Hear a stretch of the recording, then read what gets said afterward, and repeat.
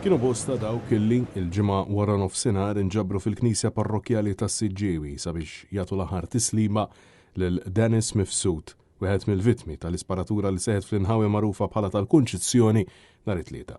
Mifsud ta' 50 sena mis-Siġġiewi kien deskritt minn bosta bħala raġel tal-familja Beżel u dejjem lest sabiex jagħti l-għajnuna tiegħu partikolarment fil-komunità u l-festa ta' San Nikola illi tant kienet tal-qalbu. Matul il-funeral l-Arċipret Dun Joseph Mifsud iddeskriva lil Dennis Mifsud bħala raġel ta' eżempju il ħajtu nħasdet fejn segwa x-xokk ta' dawk kollha illi tant kienu jħobbuh.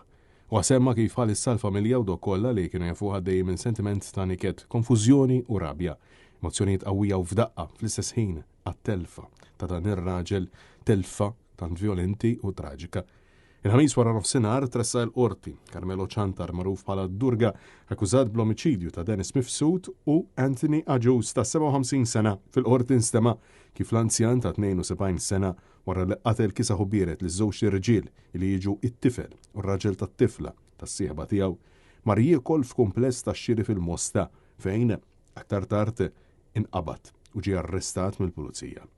Intant, il-funeral ta' Anthony Aġus mistenni jsir is-Sibt 2 ta' Awwissu fil-Knisja ta' San Pawl fir-Rabat fid-9 ta' filgħodu.